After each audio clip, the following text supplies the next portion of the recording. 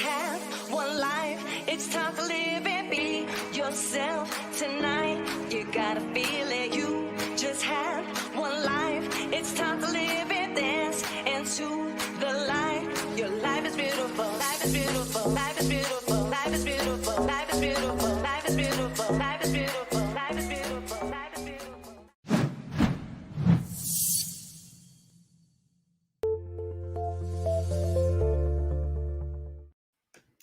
All right, we are live here Tuesday afternoon. It's been a while since I've done a live show, and I'm so excited to be here. I'm Monica Brandt, and you are tuning into the Monica Brandt Show. And today is going to be a little bit different. Over the last year and a half, I have had numerous legendary athletes and nutritionists and media gurus. I mean, just, you name it. We've had a lot of really awesome people that have helped build the fitness community, build the history, all kinds of professional athletes, men and women. And it's been, really enjoyable for me to get to connect with a lot of these. And most of them are all been friends of mine for a long time. So it's been fun to reconnect. And that's really what this show started from, was just back with the lockdown in 2020, wanting to just kind of reconnect with people that I had known from my industry for so long. But I wanted to start bringing in some very special people that may not have helped create the industry on the competitive side, but they are helping to create the industry over there in their neck of the woods, I guess, and doing really big, amazing things in their physique and their community with their families. And so my first guest today is someone that I've met a few times. There she is, the lovely Sara Hedges. And I'm really excited to talk to her because on that picture, I think, and she'll have to remind me, but I think that was like 2005 or 6, somewhere in there. I don't exactly remember. And hi, John. Nice to see you. So I'm really excited because we're going to be talking about Sara's weight loss and whole body transformation. She has lost over 100 pounds, and she is a walking billboard of health and vitality. And I'm so excited to dive in with her about her transformation, about how she's changed her whole lifestyle. And also, we're going to be answering questions at the end of this time together, so that for any of you that are joining, if you have any specific questions that maybe Sara can help you with, then she's going to be answering questions too. So, all right, without any further ado, let's get Sara in. There she is. There she is. Hi, Sara. How are you this evening or afternoon? Hi, Monica. I'm awesome. It's so great to talk to you. I'm excited to have you on, and what a pleasure to have you here and be able to connect. I know we've kind of been going back and forth the last few weeks, but here we are. So wonderful. You look great. Thank you so much. So do you. Thank you. I'm looking at your pictures, and it's just amazing what you've done. And I feel like, I normally have a list of questions and kind of things I want to, pick the brain of who I'm talking, but I didn't put any questions together because I feel like I just want to hear you talk about what you've done. And of course, we want to go back and discuss, your childhood, because I always love to know where people come from, how they were raised, because I think so much of what we become in life in general is how we were raised. Right. But then there's those curveballs, and maybe you're one of those curveballs, like you were raised a certain way, but then, you've come in and changed, everything about how you were raised. And maybe I'm wrong, but it could be. So sure. A little of both. So, well, before we get into everything, and there's Ashley. Hi, Ashley. Yeah. So when you guys check in here, if you wouldn't mind telling us, where you're tuning in from, that would be awesome. I always love to know where people are. And Wolverine is a friend of mine, Marcelo Perez. He's here in San Antonio. And Ruben's on. Hi, Ruben. Ruben's been around for a while as a fan. He's got two daughters of himself. So I didn't even say that. You're a mom, and you're over 40. I'm 45. Yes. And Happily. you've got two beautiful daughters who I, look forward to hearing about what they're into. And because you've been taking pictures with them at the gym. So like, there's so much to talk about, but why don't we go back just a little bit? Because I always like to talk to my guests about what's been going on in 2020 and 2021 for them. Like, what are the challenges and what have been accomplishments that maybe have happened over these, crazy 2 years we've had now? Yeah, it's been, my transformation pretty much started on July 5th, 2020. So 2020 and 2021 have been extremely transformational times for me.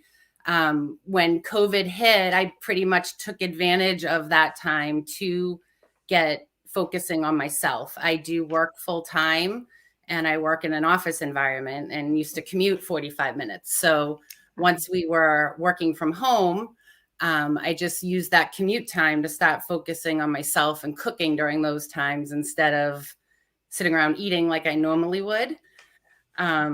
It was challenging though, because the company I worked for was acquired. So I was laid off for a period during that time, and then started a new job during COVID, which has been a challenge. I do still work from home.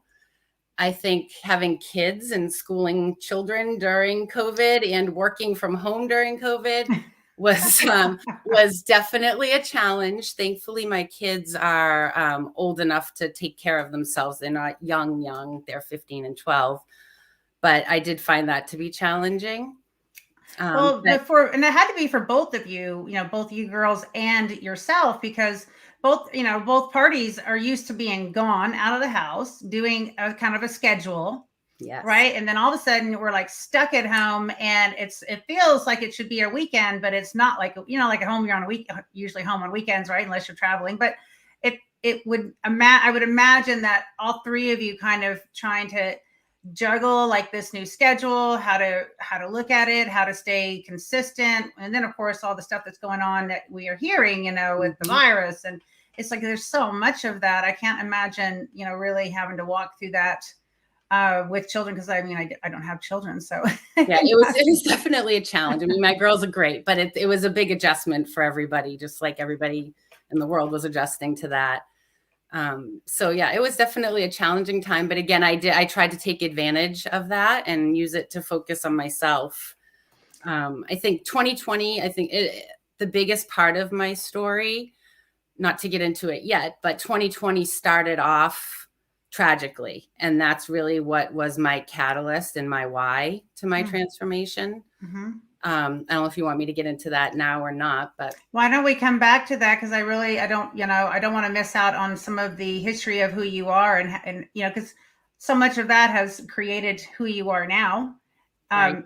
Good and bad, right? Like our history and who we are and what we've gone through and our family's dynamics have created us to be who we are. So I want to definitely hear more about that, and we can come back to 2020 because it sounds like there was a lot there. Yes, definitely.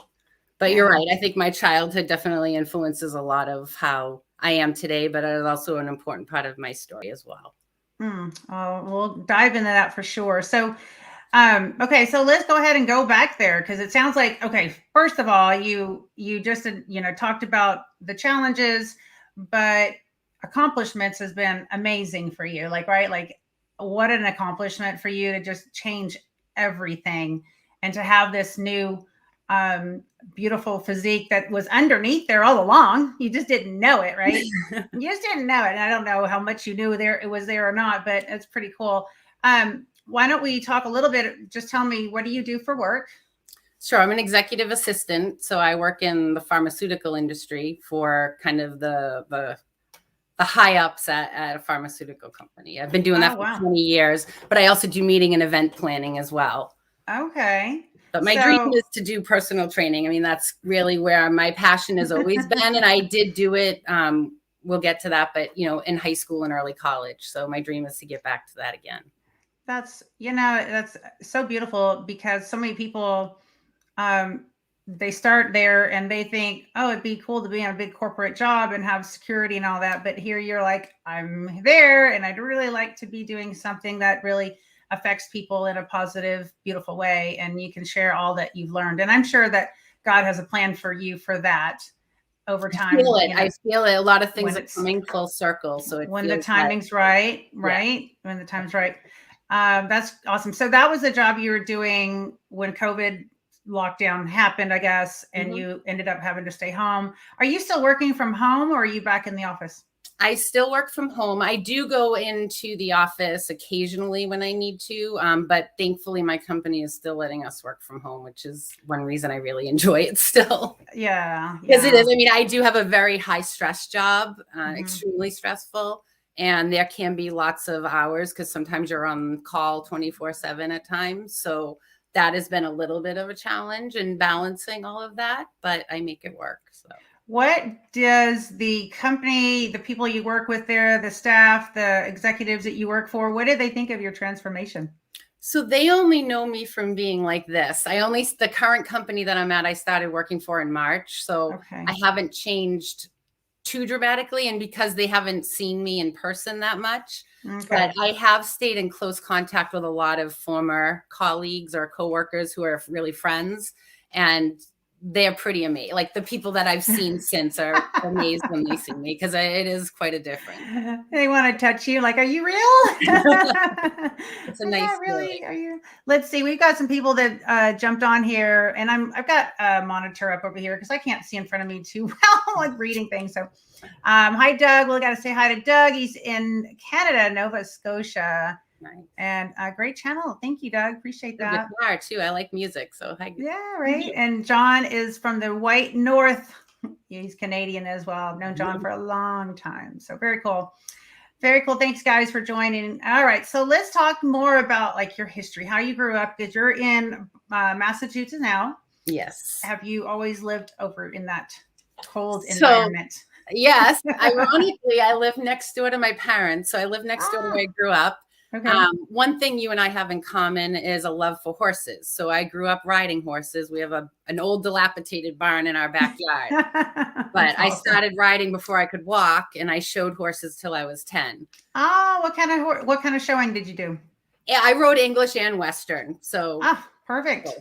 Yeah, my parents actually met through 4-H and their love of horses, and my dad used to shoe horses. So I grew up around that. Okay, that's awesome. So I did live in Texas. So I have lived in Massachusetts my whole life. I did live in Texas, ironically, Houston, for 1.5 years during Katrina, which was a challenge. Oh, I guess so. And I was pregnant with my first daughter, so it was quite an adventure. But for the most part, I've always lived here. Okay. I've never lived near the water in Texas, so I've never experienced really the hurricanes that, and the symptoms that can come from that. One thing I've always been kind of more central Texas. We get, some storms, but and every time I hear about the hurricanes and people that still live there, and I'm like, how do people stay there when every year there's more, and then they have to rebuild? I'm like, I don't understand how people actually stay there or move there. Like, I don't know why there's still people there, but there are. So somehow they survive it. They must enjoy the extremes, I guess. I don't know. All right. So you grew up with horses. I think that's awesome. Did you show registered, or was it what type of horses? Like open shows? Mostly just like quarter horses, standard. I did ponies a lot when I was young because I was 10 when I stopped. But for the most part, yeah, nothing fancy. So fun. So you can understand today. I rode 2 horses this morning, and on my drive home, I was like, I am exhausted trying to get them, because you have to get them to collect a certain way and to move a certain way. And it's like, it's not just la sitting up there. And my husband was coaching me, and I was like, I was so worn out afterward. I was on one for 2 hours and one for 1 hour. And I was just like, I've loved watching, following you over the years with your love of horses, because I haven't ridden since I was 10. I'm dying to go again, but well, you'll have to come to San Antonio. So come down to San Antonio. We'll get you on a horse. I will take you up on that. All right. So let's go back into the history of Sara Hedges and how you grew up. And, let's talk about how that lifestyle affected your adult. Sure. So I'm an only child. I think that you grow up lonely in that sense. So I've always tried to find ways to entertain myself. But growing up, I about 8 years old, I started to put on weight a little bit. I was never an obese child, but I'm big boned, and I was always, that little bit extra overweight, and just always felt a little bigger than everybody else. And I can remember as young as 8 feeling very self-conscious and very aware of my body, and wanting to be smaller. And I can remember going on a diet when I was 8 or 9 years old for the first time, and then going to jazzercise classes with my mom. And, functioned okay until I hit puberty. I did hit puberty young at 11, and then I started to put on some more weight, and really got more and more self-conscious. Then through high school, it was in the early 90s when Kate Moss and the waif models were in, and everybody was really thin. And a lot of my friends were thin, and I was always kind of the one that couldn't fit in anybody's clothes and was a little chubbier and just felt bad about myself. And at that point, I started starving myself to lose weight. And it worked for a little while. And then, ironically, I was 16 years old, and I saw you on the cover of a magazine. And I'm telling the truth here. And it was the first time that I saw a body that I thought was beautiful and was healthy and was attainable, something that you could work hard at and eventually, potentially look like that person. It wasn't something that was out of reach. I knew I could never weigh, 110 pounds like my friends. And that bothered me. So when I found that, I got a gym membership at 16, and I started working out. And that was my first hurrah at the gym. And fell in love with it. And my senior year of high school, got certified to teach aerobics and do personal training. And I worked a part-time job at a video store through high school. But then I also worked at Dunkin' Donuts, and I taught aerobics on the weekends. So I had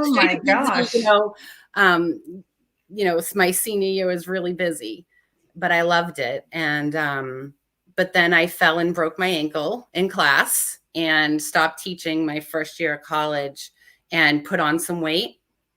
And that's when my eating disorder kicked in kind of full-fledged.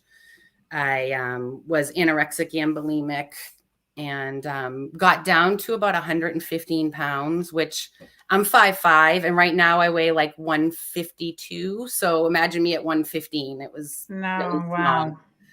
And ended up in the hospital just for a day, and talked to a therapist about it, but actually ended up curing it on my own.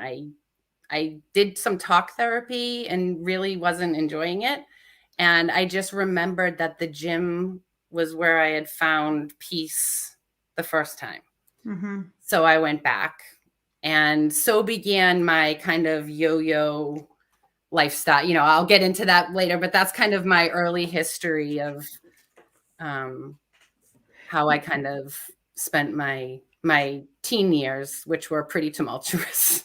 Well, yeah, I'd say so. So what about your parents? What kind of parents are they? Are they involved? Were they not involved? Were they athletic at all? Were they encouraging you to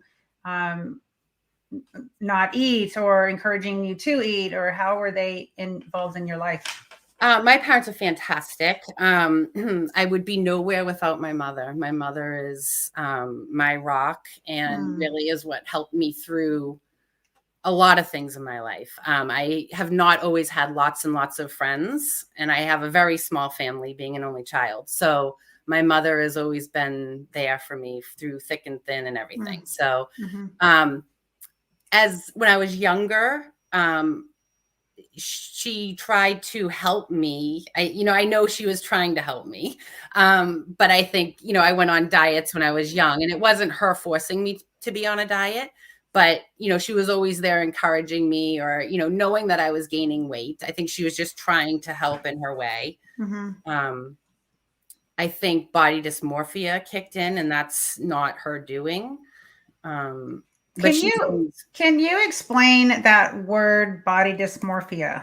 Sure. Because it's not something that I think I've ever used myself, like in talking, in conversation. So I want to make sure I understand what that word means to someone like yourself who's walked through this, and walked through this.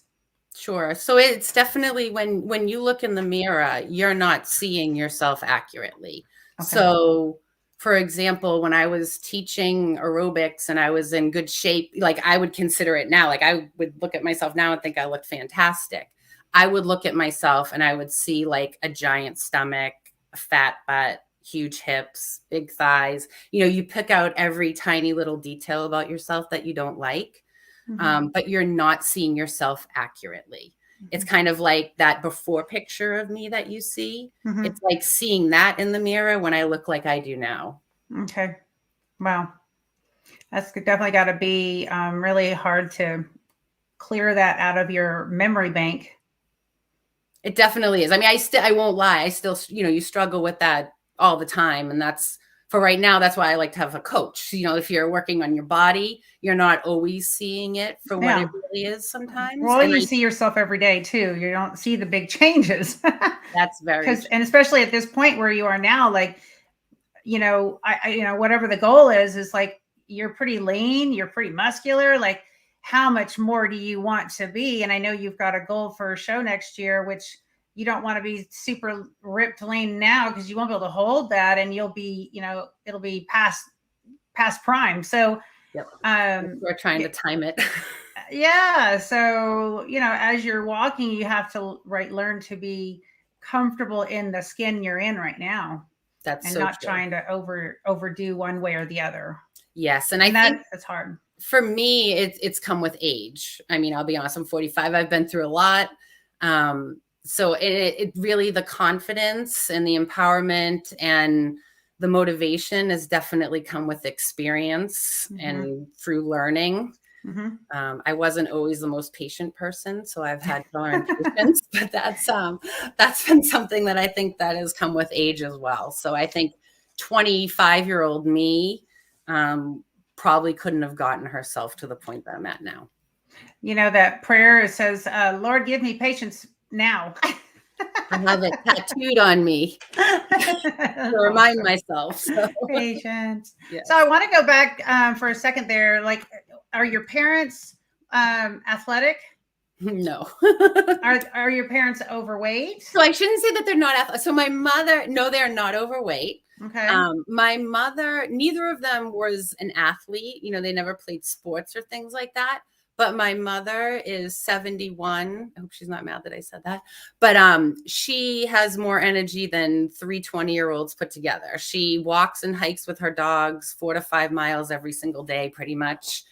She's a cancer survivor, and she really took her health as a priority once that happened. So she takes care of herself, and she's very active, but neither of them are athletes by any means. So when you were a child and at 8 years old, and I know going until 11 years old, and Clark Bartram's on. Thank you, Clark. Hi, good to see you pop up here. He says, great show topic. Awesome. So at that age, like, how did your mom, I guess if it was your mom, maybe, I don't know if your dad had anything to do with trying to talk to you about it, but did she ever talk to you about your weight or your eating habits? Or, I mean, because at 8 years old, you're kind of stuck with what your parents feed you too. You're not like out there able to go get your own food and make the wise choices and so did they have any say so on what you were eating or how you were eating? Or yeah, I mean, I can remember like my mother, like the Waist Watchers soda, which was like this like generic diet soda. That's like one of my early memories of like diet food. I can remember like, and I don't know if that was at 8. I'm sure it was a little younger. I mean, a little older. But I can remember that. And no, my mother always cooked meals. We weren't eating tons of junk. We did go out to eat, once or twice a week. So I don't think it was necessarily them. I think it was more me, especially as I hit like 10, 11, 12, sneaking food, like going down at night and, eating what was in the cupboard. Or you think you were hungry at the time? Or, like, because sometimes, kids, people don't eat, and all of a sudden you're like, at night you're hungry, and maybe you're tired and you don't have the same kind of hormones releasing when you're tired. those hunger hormones, you know, a little bit stronger. Do you think it was an emotional thing, maybe? I'm very much an emotional eater. Yes. I always have been. I think I know back then it was a lot of loneliness. Once I hit middle school or my teen years, and had some different behaviors, you know, I had some bad things happen to me in middle school. So I used food as an outlet to kind of deal with those things. So I think it really kind of ran the gamut. When I was really young, it was probably just I liked the taste of junk food, you know, or, you know, McDonald's was kind of big back then, and, you know, eating that kind of food. And I wasn't heavy at that age. It was just the age that I started to notice, like starting to put on probably hormonal weight, since I had my period pretty young. So. Right. And what about when you said you saw my picture, and I've got some thing saying scan is starting soon. No, I don't want that to happen. What about you said at 16 you saw my cover. Do you remember which cover that was? It was a Muscle Fitness magazine. I still have some in the other room, like going back to 1998. This would have been like 90.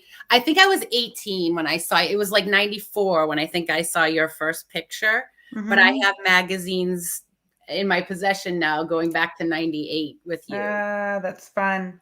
Yes. So fun. And where were you? Were you like when you saw that Muscle and Fitness? Were you? I was at Market Basket. Nope, I was at the grocery store. At the grocery store? This day, yes. That's awesome. I still remember it. Was that the first time you picked up one of those magazines?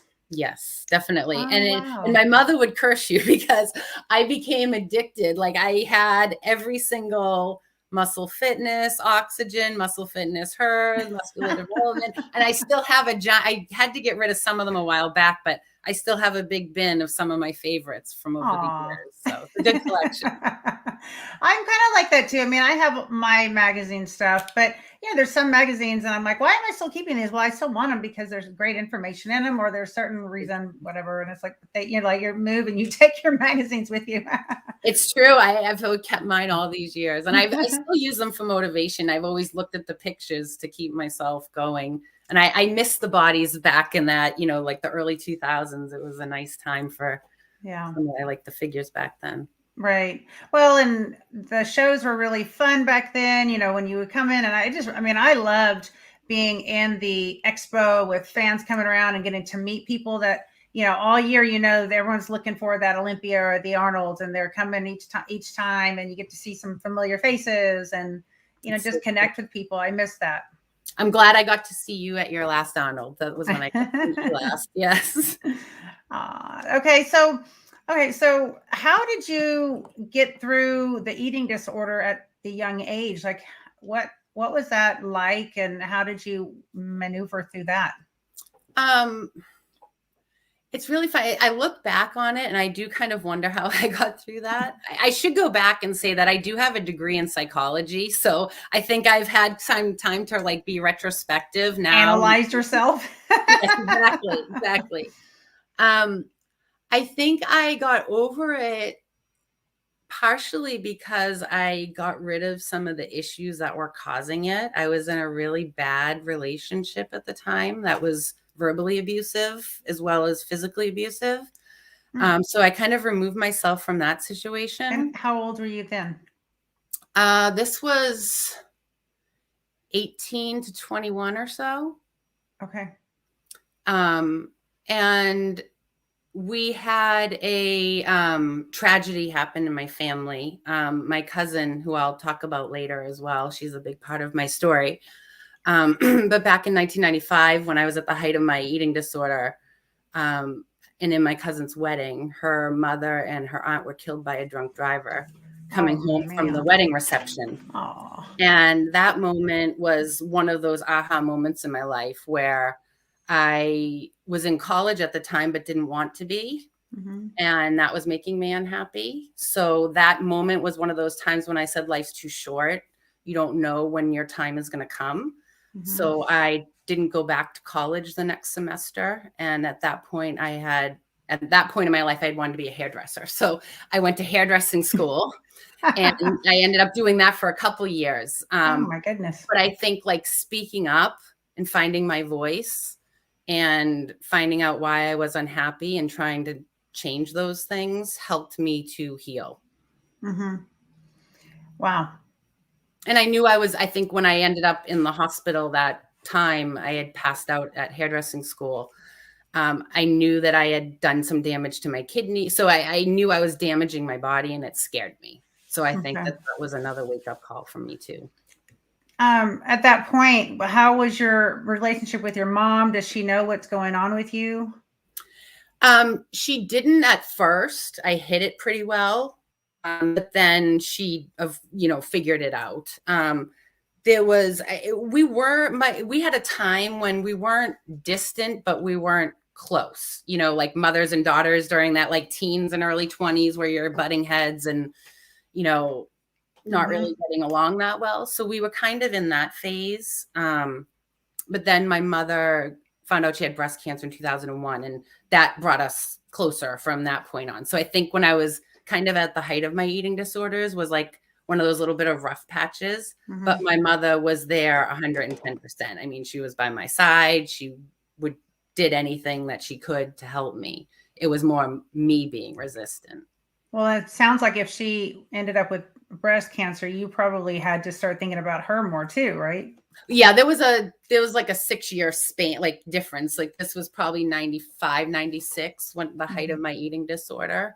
And then she had cancer in 2001. So it was, during the time we hadn't been close yet when I was dealing with it. I felt very much alone during that time of my life, the eating disorder period. So. Were you married at that point, or were you out of that marriage then?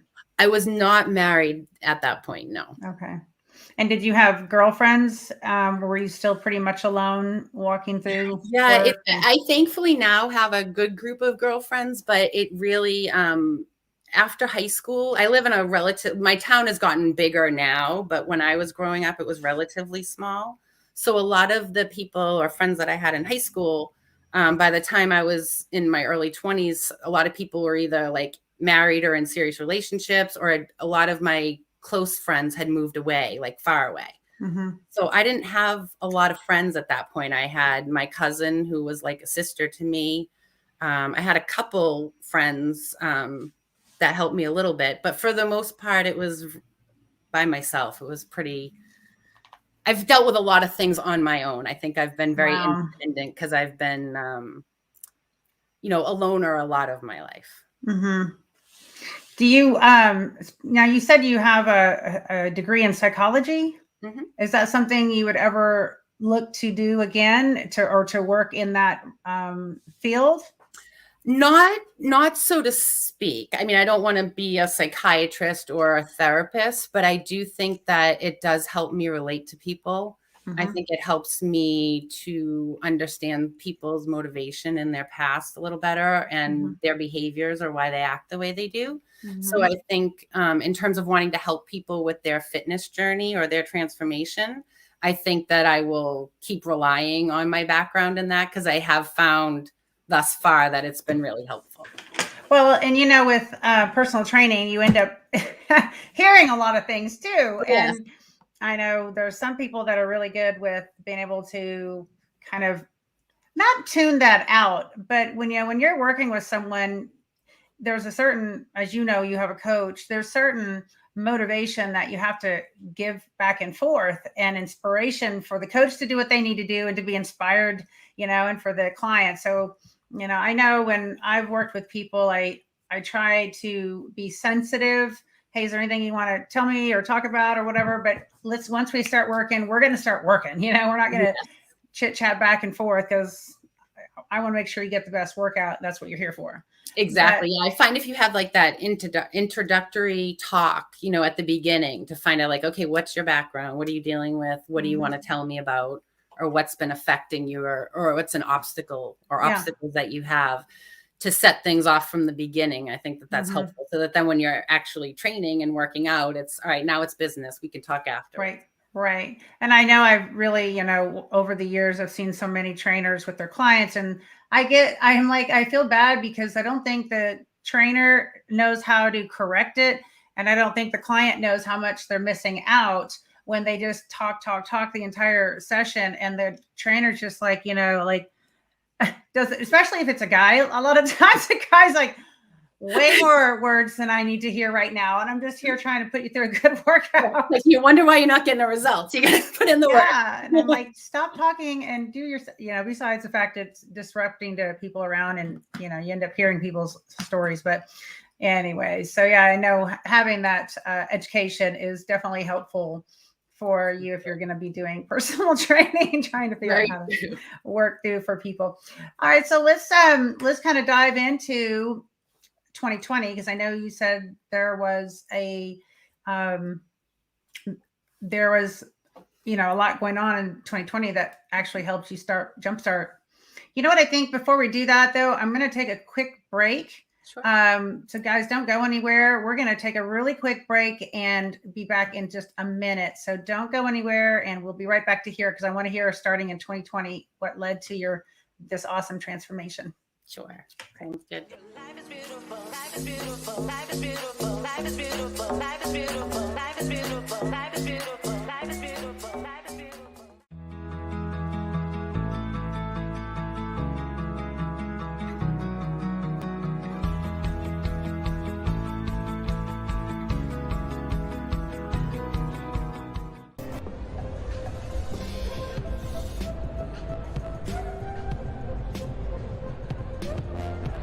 Hey guys, we're super excited to be here at the LA Fit Expo. It's our third year in a row. And what we're going to be doing today is we're going to be launching a tasty pastry. It's a low-carb Pop-Tart. It's got 3 to 4 grams of net carbs. And we love this show. This is our best place to be in LA.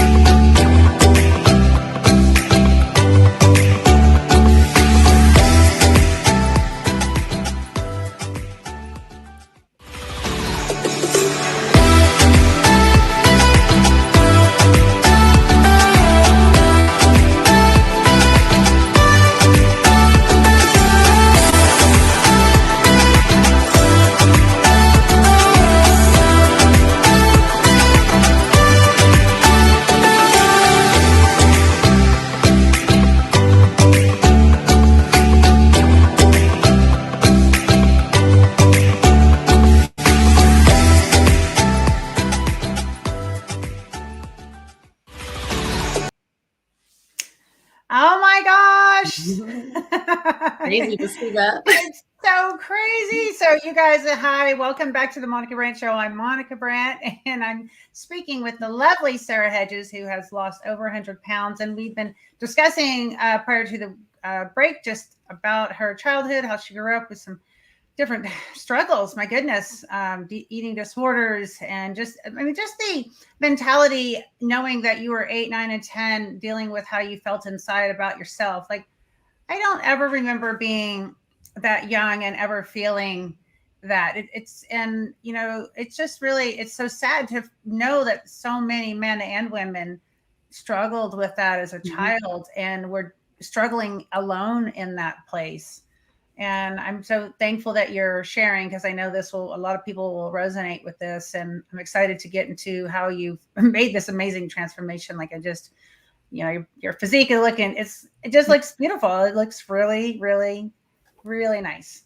Thank you. Coming from you, that means a lot. Thank you very And much. then I saw the one picture where I think, I don't remember what year that was, and I'm in a black outfit and you're with me.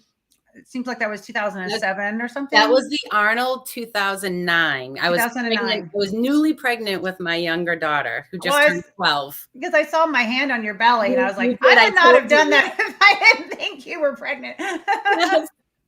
Yes. Yeah. Let me just touch your belly. I probably, when I was doing that, I bet you anything inside, I said a prayer for your baby there. She's sounds like something wonderful I would do. girl. So you did a good job. Thank you. Sounds like me. All right. So let's talk about 2020 and how that turned into a transformation year for you. Sure. So 2020 started off, actually, I'm going to backtrack.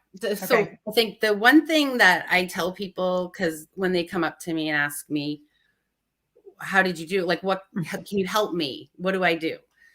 The number one thing I tell people is before you start or before I want to work with you, you need to find your why and you need to tell it to me. And it has to mean something to you.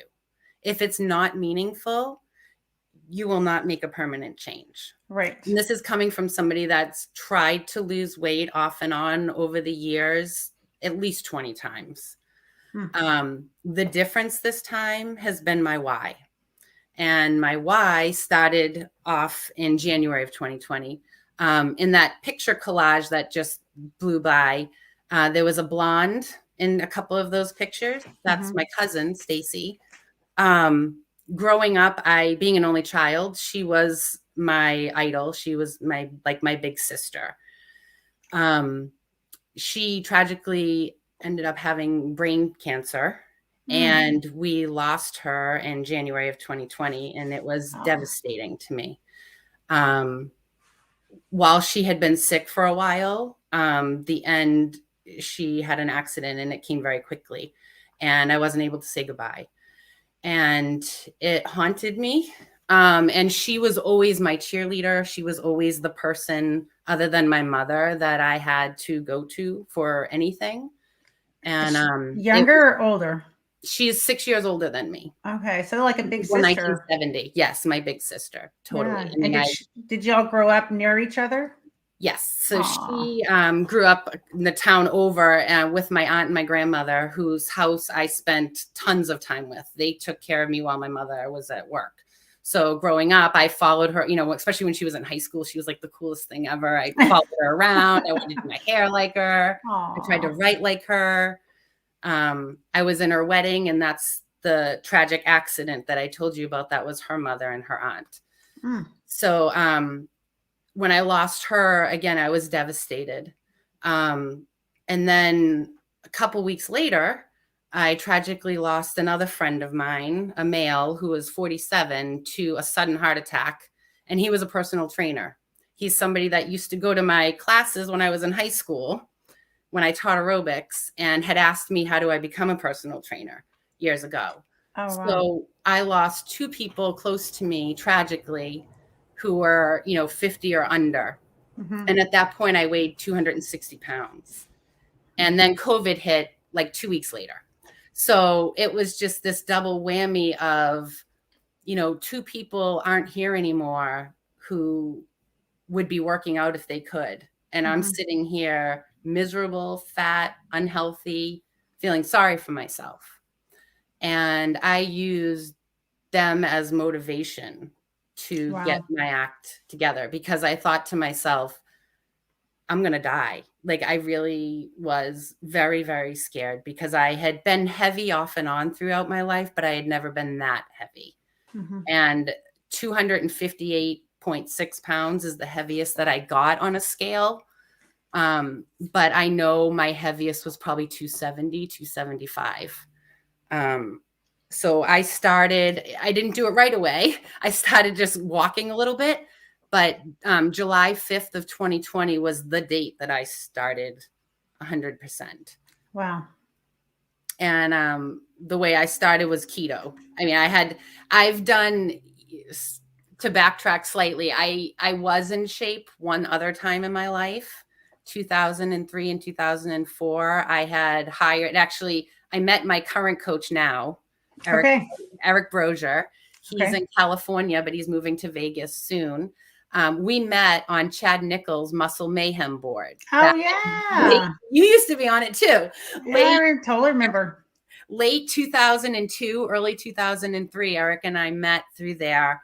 And I had been starting a transformation again, and I had wanted to compete. And that was the first time I hired Eric. And we worked together for a while, and I got into shape. And there's a red bikini shot that played too, a side by side. The first picture was me in 2004, and that was the best shape I had ever gotten to at that point ever in my life. Okay. And until now, that picture's always haunted me.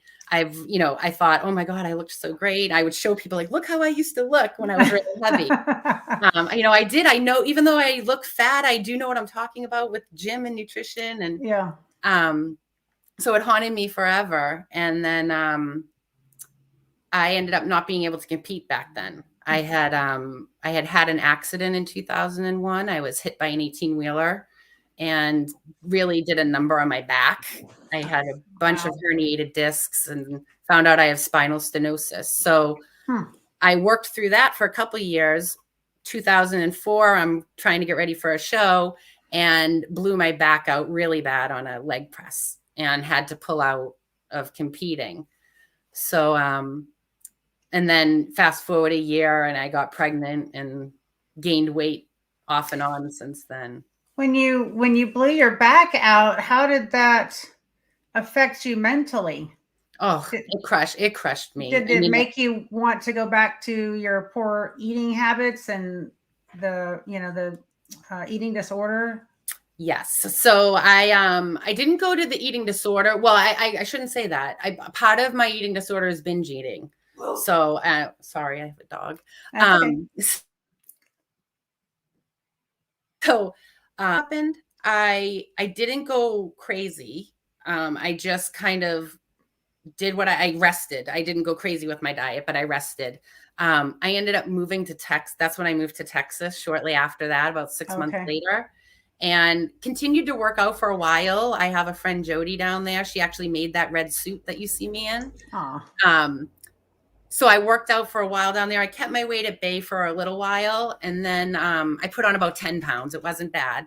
But then I got pregnant unexpectedly. And that was when I gained like 80 pounds with my first pregnancy. And the weight further hurt my back. So after I had my first child, I didn't lose the weight. And then I had my second and piled on more weight. Oh, okay. Okay. So you knew the potential that was there, but it was just too much with all the things that you just walked through to actually maintain that. And I assume you may not have had really good support in, your personal life either. That's 100% correct. Yes. I mean, there was a time in between my two children that I went back to the gym and I hired Eric again. Like I've hired Eric as a saint. I've hired him off and on for 17 years now. Oh my gosh, that's crazy. Yeah, well, that's why I'm glad we're actually going to do the show finally together. So it's really coming full circle. Yeah. But I did get back into shape a little bit in between my two kids, but never, to the full extent of where I'm at now. Wow. All right. So let's see. You started off, you said, with keto. So from when you decided in, I guess, January, you had, I'm so sorry to hear about your family members and your friend. Like, man, you've gone through a lot, girl. You have gone through a lot. My heart goes out to you, just losing your loved ones and feeling like, your best friend, cousin is no longer around to, just enjoy life with. I know that's got to be really challenging, just even to today. It is. So my heart goes out to you about losing. And then here you get hit by an 18-wheeler. So obviously God has something for you in this world. And, and it says in James, the beginning of James, the book of James, and in the New Testament, that we are to count all trials as joy. Like we are to, and like, you're like, how do you do that? Right. but it creates, it says it creates, because what God can do with those trials, if we allow him, is to create our character and our perseverance, and we become stronger, for not just for ourselves, but for the other people that we take care of. And you have 2 girls. And so I know that everything that you walk through is creating a stronger inside for you, and obviously outside. And you need that now with, your back, situation. So you need to keep that body strong. So, okay. So you said, you started with keto. So was keto started in July of 2020 then? Yes. So I started like healthy keto. Like I knew from my, background in dieting and nutrition and stuff that, I didn't want to sit and eat bacon and cheese all day long. Like not that I didn't have some of that, but I tried to keep it relatively healthy. And that was good. I mean, it definitely worked. I did get off, I think, about 40 pounds that way pretty quickly, maybe like in the first 6 or 8 weeks. Okay. And I just walked. It was when, gyms weren't open. So during my lunch break, I would just I live on a dead end street. So I would literally walk up and down the street. I started with 10 minutes a day, went up to 15, went up to 30, just gradually. And then I think it was probably October, I think it was maybe early October of 2020, was when I said, okay, this keto, I'm not going to do this long term, because I know that it's not sustainable. I know that it can't be extremely healthy to do long term. And I also knew that I wanted to get back to the gym and build muscle and look like I used to. So I got back in touch with Eric and started transitioning back to more of like the bodybuilding, clean eating diet, and hitting the gym, because the gym started to open. So I think I lost weight relatively quickly at first, but I started to I wasn't adding muscle. So I felt like I didn't want to look flabby. So I knew that I needed to start lifting again. And my passion is lifting weights anyway. So I think once October of that year hit, my body started to change much more dramatically, even though the scale was still moving, but not moving as fast. Right. Because now you're adding muscle to the body, and that's heavier. Definitely. And I have a pretty larger muscular frame to begin with. So I knew I had that base underneath the fat once the fat started to come off. So it's interesting, because as a child, you're thinking I'm big boned, right? But you actually probably were a muscular child. You just didn't have the right, oh my gosh, my computer wants to keep saying it wants to do these updates. And I'm like, go away. I've been trying to tell you no. Sorry. I don't.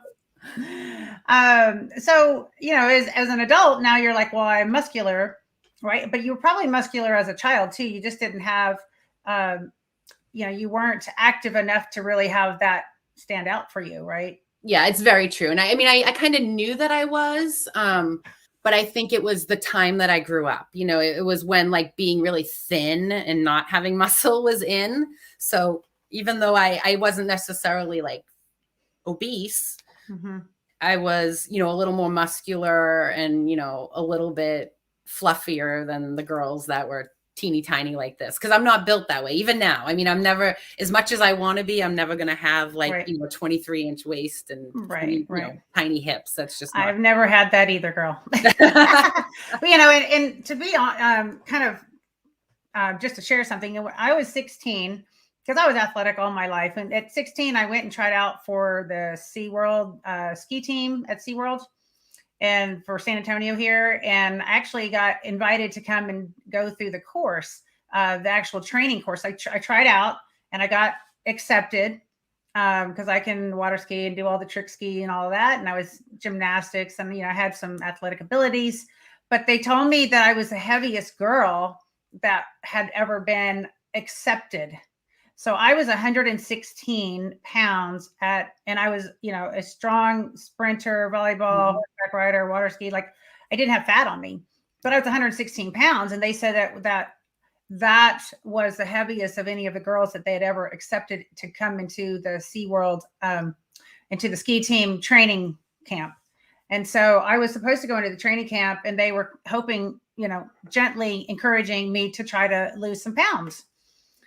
Because, the guys, they throw the girls up and they did all these tricks on the skis and all that. So then ended up the ski team training camp moved to Florida, and I was in high school. So I was like, I couldn't, it wasn't like back then you didn't have the options of, online school, then go do what you want to do, but online school. So I didn't get to go do it.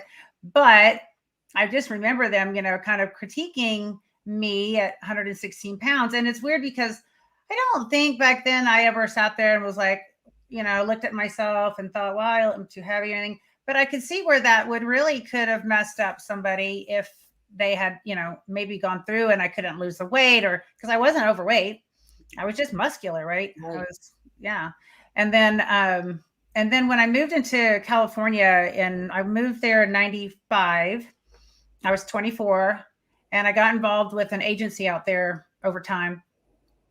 And that agency was a sports agent. It was a fairly big sports agency for that time of, life.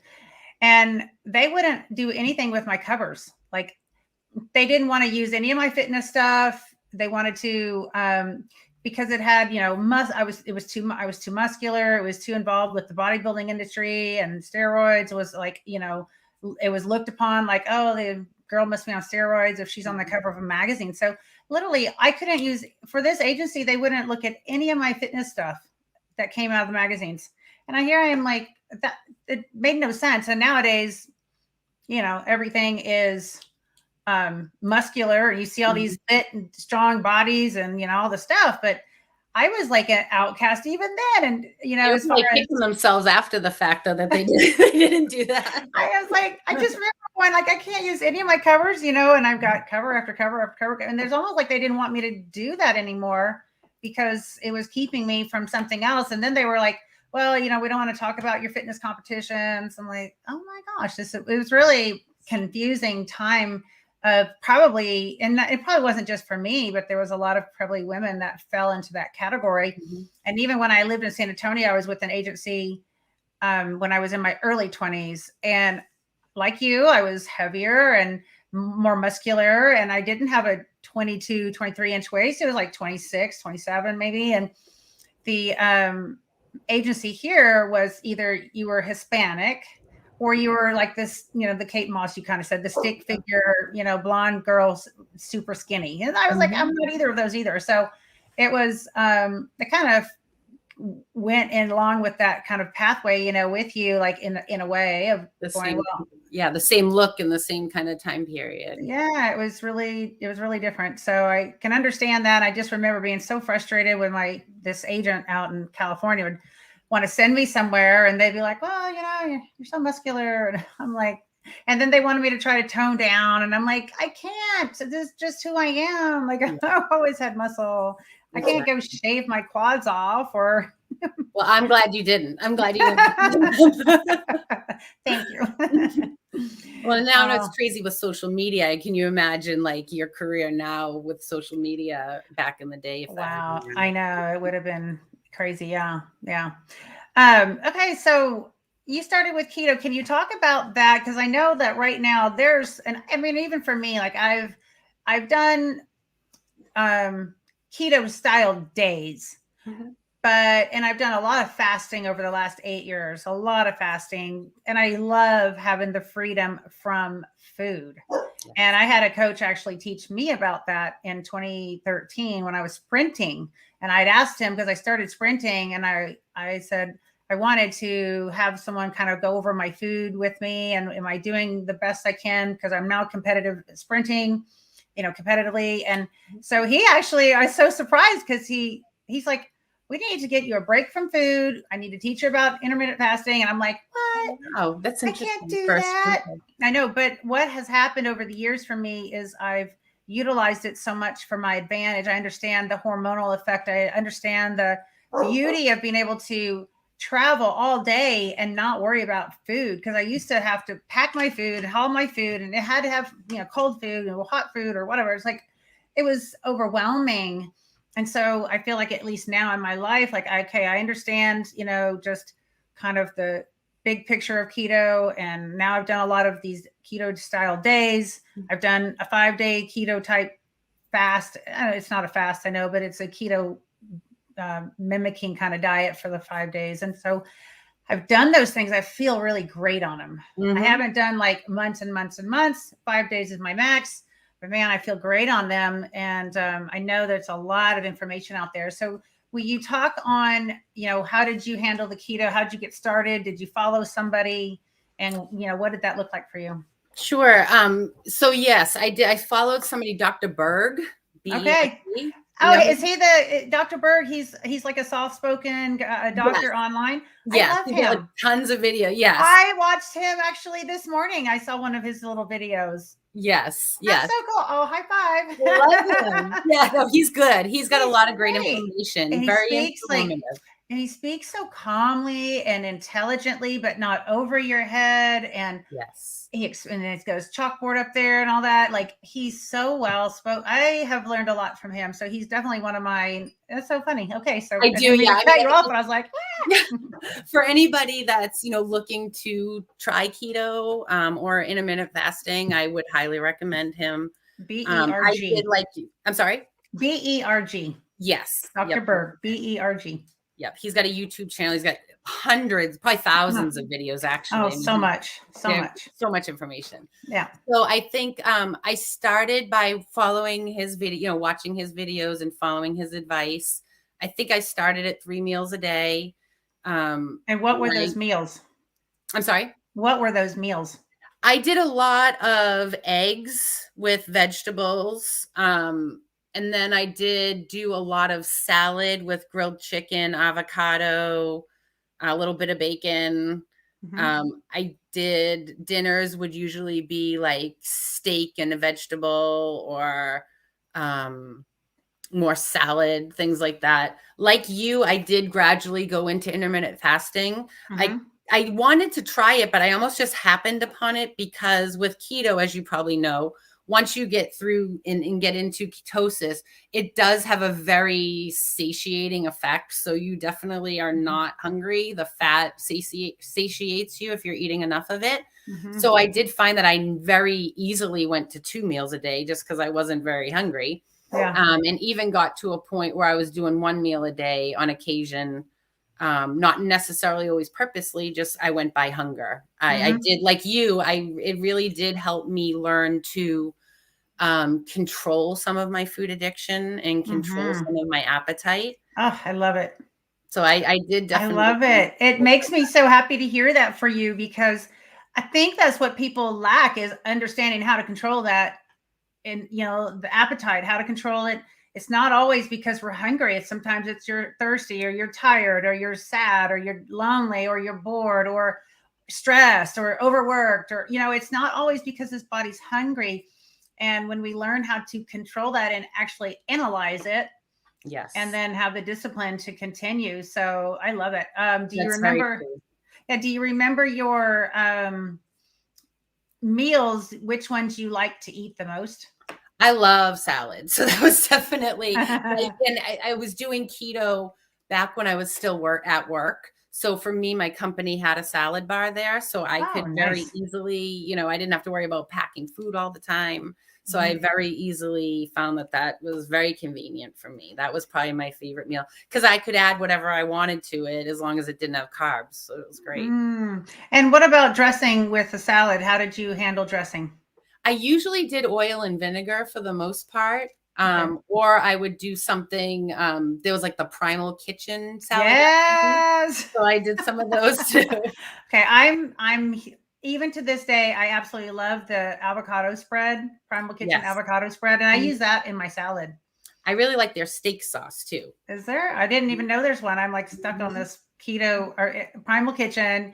The avocado spread, I use a little dollop in my salad, and I put avocado with it, and it just blends so nicely. You don't even know you don't have like a real, chemical. Exactly. I think because I tend to really like a lot of fats, so I found keto to be pretty easy for me. Yeah. And how much, and since I know how Dr. Berg talks, were you trying to follow his, was it 1 to 4 ratio kind of thing? Or were you just kind of like winging it? I was winging it for the most part. I tried to stick somewhat to that, but I wasn't being super duper strict with it. I pretty much went by, after the first 2 weeks, I really learned how to use my hunger cues and like I said, I think it does have a hormone balancing effect. So I do think that as my hormones balanced, that I was able to stop being hungry all the time. And that made it much easier for me to just eat when my body needed to eat, and not when it was like, oh, it's lunchtime. Oh, it's dinner time. Yeah, the Eat in that habit, window of like 1 to 8 or something like that. the traditional eat times when, right? Exactly. Did you find what, so let's see. I've noticed for myself, and maybe I just want to ask you about this. Like, if I'm in the kitchen doing something, I'll get hungry and kind of like, I'm not really hungry. Like, there'll be a trigger, right? Just like a trigger.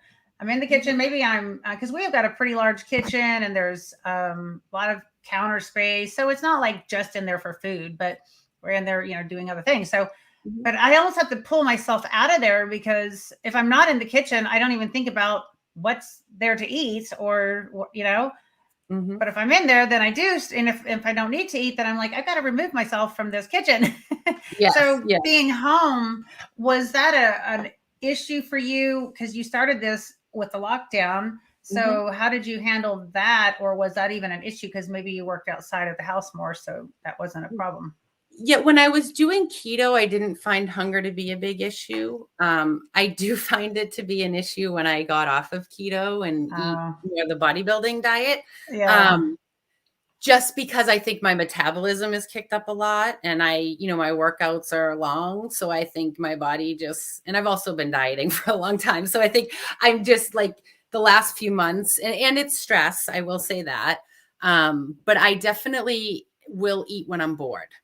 So I know that that's my trigger now, is if I don't, because I'm always busy. So the few times when I'm not busy, I've found I've had like to deal with a binge, or to deal with, overcoming the want to go eat something I can't or shouldn't be eating, not can't, but shouldn't be eating.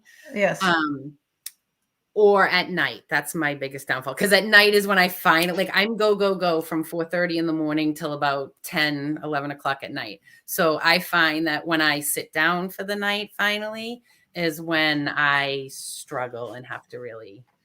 Are you able to, with working with Eric, are you able to have something at night that would be like a keto style food if you need something? Would he say have that, or have nothing, like go to bed empty? We keep my fat pretty low. I mean, right now we're carb cycle. I have 3 different diets depending on what I'm training that day. Okay. But my fats are still pretty low. So that is where I do I'm sure he's probably going to listen, but my downfall is peanut butter. So that's like, and it's a fat. So that's where I have to be very careful. Well, there are better butters than that, There are, yes. There's one that's really awesome. It's a little bitty jar. It's like $12 for the little bitty jar, and it's made with I want to say it's pecan. It's primarily pecan, and then it has a little bit of cashew, and it's so good. But they're better nuts than peanut butter, than peanuts, right? Because peanuts really are, So if you had to have something like that, and then I want to just mention one of my sponsors is Legendary Foods. Are you familiar with their food, with their products? I have not tried them, but I have seen them lately. So I'm gonna one of the perks for coming on the show is I'm gonna get you, all my sponsors are gonna send you products to try. Oh, awesome. So Legendary Foods has their tasty pastries, which are keto friendly, and Eric may be like, well, but if you have to have something, that would be maybe something for you. And then they also have flavored nut butters, which are amazing. They're so good. They've got a blueberry cinnamon roll flavor. They have pecan praline. Well, those are my 2 favorites. They've got an apple pie flavored. And they have a chocolate peanut butters, but most of them are almond butter. Yep. So I don't know. So we'll have to get you some of that. But here's the thing. Like for me, if you're in that place, one of those for me, if I grab, I usually would grab like a half a tablespoon just so I don't have a whole serving. But one of those does exactly what I need it to do if I'm in that place. That's what I've learned. So what I have this like teeny tiny little spoon. So what I do if I'm having like a really bad day is I'll just use that, and just so it's like tiny, it's probably 1/8 of a tablespoon. But if you just need that, like to get through that craving. Mm-hmm. I'll do that sometimes. Yeah. But what I do find that helps me at night lately when I have a craving like that is the muscle egg, the flavored egg whites. I've been using those because it gives me like some kind of sweetness and flavor. So my last meal usually is just pure protein. So that works well for that. Well, one of my other sponsors is Egg White International. So we're going to send you some Egg White International, which is my preferred liquid egg white. Awesome. Over the one I know, the one you've got's got some flavoring. So, so I use egg whites in my shake too, so that'll be perfect. Cool. Yeah, and you can try those out too. But those are some good things to have. Well, it sounds like you've kind of got a good idea of when your triggers are, and I know for me, a lot of times is that late night, like you're talking about, and I think the biggest thing about that is just that we're tired, because when we're tired, the hormones just, are offset. The sleep hormones offset, the hunger hormones offset. So it's so important to knowledge is power, right? And to go, okay, I'm just tired. I'm not really hungry. I'm just tired. And it's very true. Yeah. Because I've been dealing with a lot of stress. So dealing with stress. I definitely don't get enough sleep. I try to work on that. But I get up at 4:30 every morning. I try to go to bed at 11, but it doesn't always happen. So you're working on, 5 hours, 4 hours of sleep. Yeah. Well, make sure a couple of nights of the week you actually get that sleep in, because that you just I try on the weekends to catch up a little bit. You have to the body clock gets set though. So like the latest I can sleep is like 7. Like even if I don't set an alarm, my body's so used to waking up. Getting up. So how do you feel like when you were, getting on this transformation program, you were home by yourself, your girls. So how did you talk to your girls about this? Like when you started off? Sure. They watched me, eating healthier and gradually starting to lose weight. I'm very honest with my girls, given my history. I'm sorry. Again, they're 15 and 12? Sure. Emma's 15 and Zoe just turned 12. So we were talking like 14, 11 kind of age. Yes. And are they heavier, lighter? Where do they fall in the spectrum of they're built very different. So Emma is, my older daughter is a little more petite, like shorter, built like me, like short legs, long torso. Zoe, my younger daughter, is built like her dad. She's much taller. She has long legs, short torso. Neither of them are heavy. Okay. Emma likes to be active, and she's the one that's been coming to the gym with me, and she's really starting to get that fire, which is really exciting to see. I really enjoy bringing her there and like helping her learn. It's been really fantastic. Yeah. So when you started your transformation though, how did you talk to them about what you were trying to accomplish? Yes, I try to watch how I talk about my body, given my history and knowing, how words can influence a young girl. And I think nowadays with social media and the images that they're bombarded with every day, they see that enough. So I'm always make it a point to say that I'm not on a diet. I'm eating healthy. I'm taking care of my body. I'm putting myself first and prioritizing myself. I'm making time to take care of myself. I want to do this so I'm around when you guys are older, those kinds of things. So I think they gradually saw me, and they've seen me try to do it before in the past. But I think as time went on, they probably started to see that it was really happening and that I was serious and I was sticking to my commitments. And that, even on days that were hard or even on days that I didn't want to go and do it, I still did it because that's my commitment. And when you make a commitment, you follow through. So I'm trying to teach them those lessons as well as, being determined and being strong and being healthy. That's perfect. Exactly what mom should be doing. I can't imagine, in their 20s and 30s thinking back and what this journey for you is going to do for them, right? And how they're going to take hold of the lessons learned. And, it may be in a different area for them that they walk through, but they're going to be inspired by your journey and your dedication and triumph over it. Yeah, my favorite things now are, when my daughters comment on my post or their friends, or, my older daughter, posting it on her Instagram stories of her mother. And most girls her age don't really want to have much to do with their moms at this Yeah. point. So that's been such a joy for me. And that's really been really meaningful. So, okay. So let's see, you went through the keto, you started working with Eric again, and he's like, okay, we're not going to do keto now anymore. That gets you eating carbs. And how did you feel getting back to eating carbs? So I was, I did let him know, like, I'm scared, I want to be careful. But Eric, he takes a relatively low carb approach anyway with me. He knows my body from working with me off and on over the years. So even when we started, my carbs were never super high. So I didn't have to get too scared about it. And we just took it gradually. So I think it worked really well. I didn't end up having any rebound, and that's what I was really afraid of. So. Right. How many meals are you eating now a day? Right now I'm at 6. We were at 5, but because I wake up so early and then I'm up so late, when I was doing 5 meals a day, I found that it definitely was not, because I think by the time I get home and have my second meal of the day, it's like 9:00 in the morning and I have 3 meals left. So we now are at 6 meals to break it up. Wow.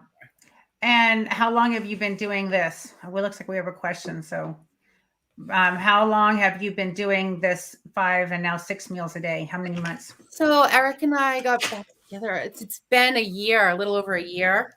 That we've That's some dedication, girl. Yes. That's a long time. It is a long time to be dieting. I'm not saying I haven't had like a couple cheats or a little, that, but I haven't really had a break other than a day or two here and there. All right, we've got a question survey here. While recovering from neck surgery and now stuck in a neck brace, this channel helped my recovery. Neck braces are awful. While recovering from neck surgery and now stuck in a neck brace, the neck braces are awful. I can't imagine. Is this, it says question survey. And hi, Lisa. Lisa's up in Canada too. I'm not sure what question survey means. I don't know if Claudia my producer has something to say about that. But it's just common, I guess. Colin. Well, I don't know. I think, if this person that has sent this question in, if they have not tried keto, that might be a great fit for them.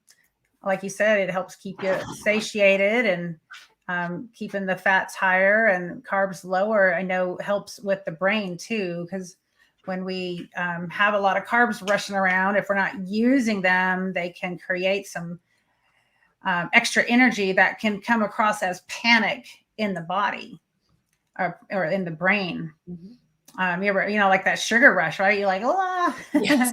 Right? It's like, it can be like that. So, I don't know if that was a question for us, but I think keto is also great for beginners or people starting on their journey because it does have pretty quick, you see results kind of quickly. Mm-hmm. And I think that that's a good motivation when you're first starting, because everybody, I'm guilty of it too, but you can't always go by the scale. But I think in the beginning, when you see those numbers moving, it's very motivating to somebody. Mm-hmm. So I do think that it's a good way for people to start, especially if you have a lot of weight to lose. I think if it's less, 20 pounds, something like that, then I don't necessarily, unless you're looking for hormonal or health benefits, but in terms of weight loss, I think for people that are heavy, I think that it's a great starting point. I don't necessarily think you should stay with it long-term personally, but I think it is a great starting point. Well, the benefits too, for even someone that's not heavy, if they're pre-diabetic, because sometimes people look very true normal, but they could be pre-diabetic or they have diabetes too, just because of the lifestyle they've chosen to use. So I think it could be really helpful for someone in that situation. So it's important for people to know kind of where they are in their own health and, what's going on inside of them. Very, very true. Yes. What's going on inside with the blood. And I actually have a little blood monitor, monitor that I can test my ketones, and I can test my glucose. I used to With do a that little- too. Yes. Little finger break. Mhm. It's so exciting. You know, I don't do it all the time, but every once in a while I'm like, oh, let's see. And it's just kind of, it's a little bit addicting. No, I was like, no, I know exactly. I was in the same boat. I chose not to use the ketone strips because I'm like, they're too expensive. And I know I don't have any. They're I know not my accurate ketones. either. I know my ketones are low. Well, they're the ketones for the blood. Oh, the strip. Okay, I thought you meant the ones that you'll pee on. Those No, ones are not very those. accurate. No, Yeah. I won't use those. But no, they're ones that I have a little monitor that uses either one of the two strips. So you put it in, and the blood from, it'll test your blood. So one of them is tests your ketones and one tests your blood glucose. And, there's another doctor that I've really enjoyed listening to, Jason Fung. He's great for intermittent fasting. Ken Berry is great too. Berry. All three of them I watched as well. Yeah. So Jason Fung, he was talking recently on the dawn phenomenon of higher glucose numbers, like in the mornings, and why sometimes during the day, even if you're fasting, you still have like a higher number if you test your blood for the glucose. And so it's kind of interesting because I've done that in the past and I hadn't really heard about the dawn phenomenon. And there's been a few times that I've tested my blood in the mornings and I'm like, well, I'm a little high. Like, why am I this high? And then, but it makes sense because he's like, well, if you have glucose in your body or in your, blood, then, or in your stored, then it's going to be releasing it when you are fasting. And that's kind of what you want anyway. So it ends up, if you have extra, like it would play with your head if you keep measuring your glucose because you're just going to be paranoid that you're not. Yeah. But I did one time recently, I was feeling a little, like I said, that kind of that panicky inside. And I'm like, okay, I know I just probably had some wine. My husband and I like to drink some red wine. And I was feeling a little panicky and I'm like, I'm going to go test where I'm at right now because I haven't done it for a while. And I'm like, oh, my blood sugars were high. And that's exactly why I was feeling the way I was feeling. It wasn't like some neurotic thing.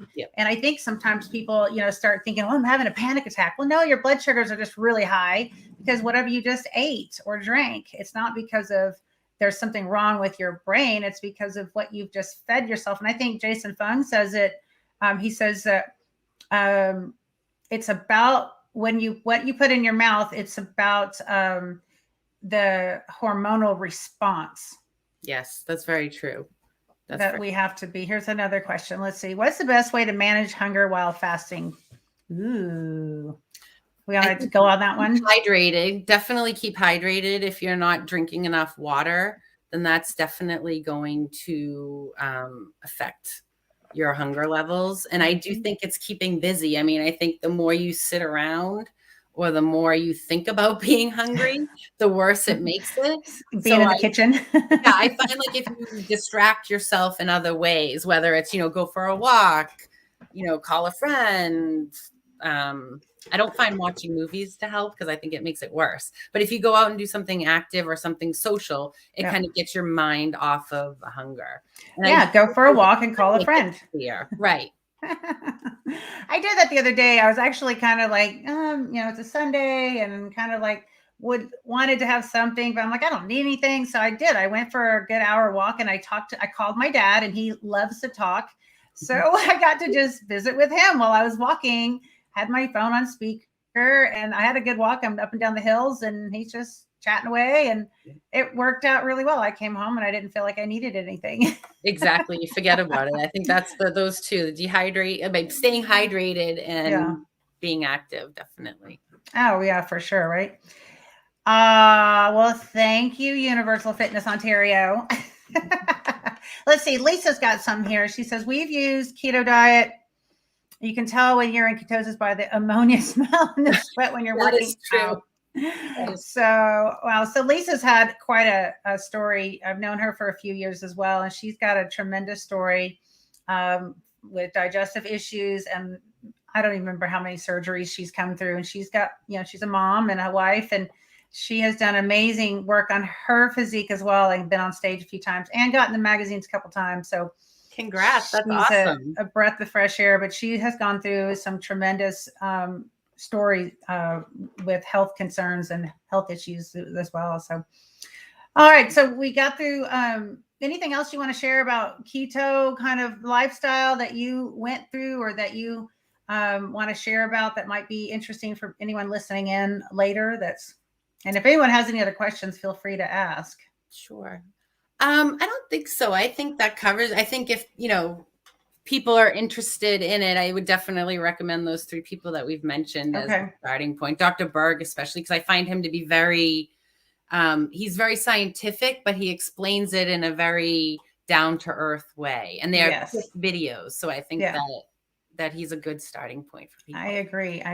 And then you started working again with Eric, and he got you on this eating program. And so you're there now. And April, you've got a show in Vegas that you want to do, right? We just picked this weekend my first show. So we've known that this was a goal. I mean, this was a goal that we set out, like I said, back in 2004. So it's really meaningful that we're going to do it and do it together this time. And that is Eric doing the show too? No. He'll be there though. So he's moving to Vegas, and that's really why I'm going to do a show in Vegas. So he can be there in person. That's perfect. But I've worked with some other trainers off and on through the years. So I'm just really glad and happy and thankful that Eric is the one that I will be doing it with. It was meant to be that way. Yes. A lot of this is coming full circle. And that's just one of the things. So. Okay. So your show's in April, and we're here sitting in the end of November, and you look amazing. So what more are you trying to accomplish between now and then without getting too lean and, kind of overdoing it mentally and physically?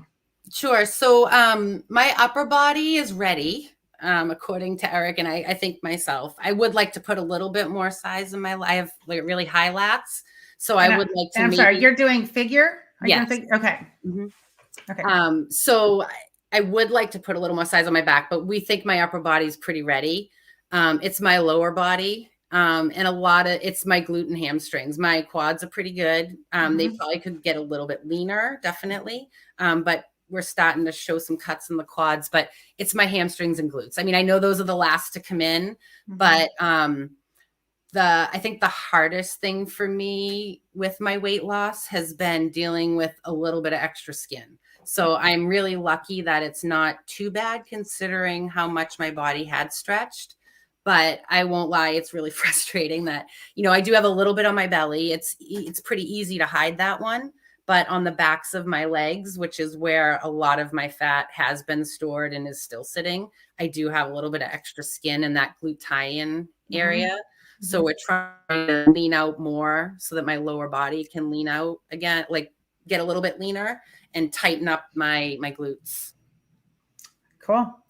Have you gone and seen where your body fat is right now? So I have 2 gym memberships. One of the gyms that I go to has like that 3D thing where you like stand on it and it spins around and does that. I did that like 2 months ago and I was at about 20%. I don't know how accurate those are. It seems high. Yeah.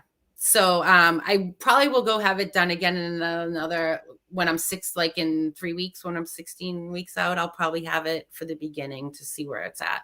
I don't go by I don't find those to always be 100% accurate. Cause like on my scale, it does body fat and that's telling me I'm at like 25%, which I know is not right. So my experience with those things is, there's a bod pod that's really, really awesome. And even if you when I competed, I had to go every week and do body fat testing. That was just my thing.